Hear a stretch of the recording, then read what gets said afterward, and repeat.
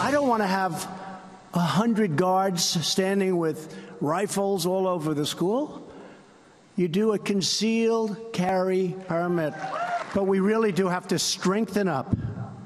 really strengthen up background checks.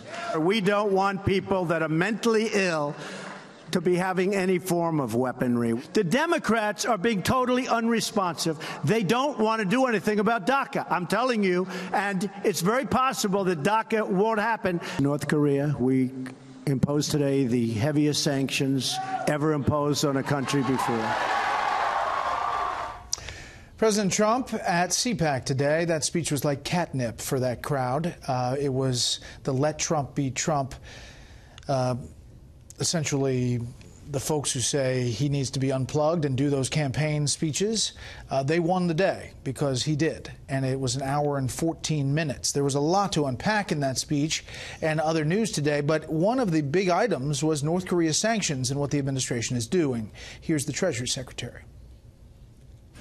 Our actions target shipping and trade companies, vessels, and individuals across the world who we know are working with North Korea's behalf. We are also issuing a global shipping advisory in conjunction with the Coast Guard and the State Department to put everyone on notice of North Korea's illicit maritime tactics and underscore the significant sanctions risk of engaging in maritime business with North Korea. It's already the most sanctioned country in the world, now more so from the U.S. point of view. Let's bring in our panel. Byron York, chief political correspondent of the Washington Examiner. A.B. Stoddard, associate editor of Real Clear Politics and host of No Labels Radio on SiriusXM. And Jason Riley, Wall Street Journal columnist and senior fellow at the Manhattan Institute. Byron, let's start with North Korea. Significant, different tone, big move today? Well, not to hear the president's speech. I mean, this was a very, very Trumpy speech, and it went all over the place. And the extraordinary thing about the North Korea part of the speech is he almost forgot to put it in. Well, the White House officials were touting it exactly. Through the morning, saying, here it comes, here it comes. Exactly. They were in the lead up to the speech, they were saying this is going to be the big news. You listen, an hour goes by, an hour and 10 minutes. He's wrapping up, about to say goodbye, and he says, oh, North Korea, we're going to impose really strong sanctions. Goodbye, everybody. But they are serious in the sense that this is another step, and we often hear that we've done everything we can do with North Korea. We really haven't, and these are additional sanctions that might have an effect. It also comes as Ivanka Trump lands in South Korea with a specific message, obviously, today with this sanctions levying, as Mike Pence, the vice president, did not have a meeting with the North Koreans when he was there. You're right. The timing is no accident. Ivanka Trump is there. She's being hosted by President Moon of South Korea, who has been trying to engage the North. But I think the message from the White House is engagement or no engagement, Olympics or no Olympics, we are going to continue to put pressure on North Korea. And we saw last week how the media went gaga over the North Korean leader's sister being at the Olympics and so forth.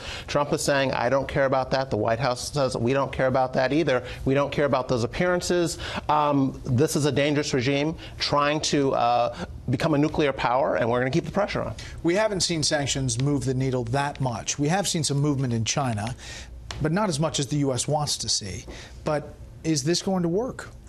Well, it's always the question of whether or not these are enforceable. And the regime in North Korea has so many ways through criminal conduct to do runarounds and workarounds of most of the sanctions. Right now, they're under pressure from sanctions on oil. So this is why we're going after the shipping to see, you know, what kind of workarounds they have going there. There's always another country that's willing to help them in the dark of night. The Chinese, I think, what the administration has gotten the Chinese to do so far, if enforced, is very consequential. This is very aggressive, and I think we should all give them a lot of credit for that. The answer to the question whether or not it's enforceable and ultimately consequential, we don't know. Byron, you mentioned he did have his campaign mojo today. Yep. It doesn't fit everybody's cup of tea, but it definitely fits it with the CPAC folks and supporters throughout the country, in the middle of the country, especially those states. Here he is on Armed Guards Did Nothing earlier in the day, talking about down in Florida. When it came time to get in there and do something, he didn't have the courage or something happened. but he certainly did a poor job. I'd rather have somebody that loves their students and wants to protect their students than somebody standing outside that doesn't know anybody and doesn't know the students. The teachers and the coaches and other people in the building, the dean, the assistant dean, the principal, they love their people. They want to protect these kids. What do you think? That's classic Trump communication. On guns, he did talk about background checks. He talked about, let's see, mental health issues.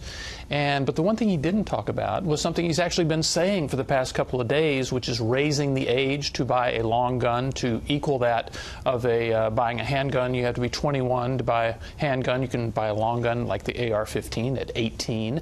A lot of talk about raising that to 21. The NRA doesn't like it, but the president has specifically said in the last couple of days that he does like the idea, but he said nothing about it out of this hour and 14-minute speech. Jason.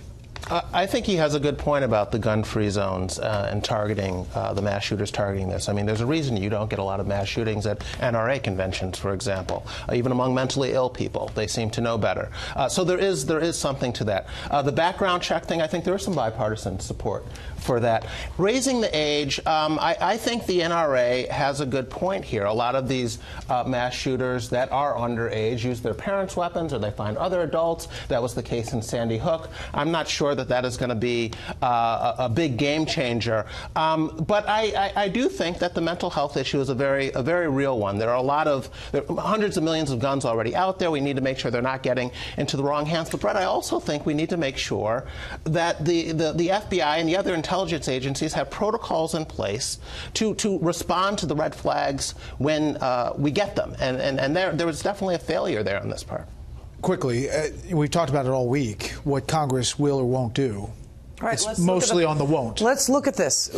President Trump has a different plan for the crowd at CPAC than he has earlier in the week. By the time Congress comes back next week, I think the president is going to stick on school safety and not be talking about comprehensive background checks, capital C, capital B, capital C, of which Republicans have no idea what he's talking about. So until and unless he wants to actually push for something like a new age restriction, I don't think he's making it clear what he's really willing to give on. And they are not going to give unless pushed by this president.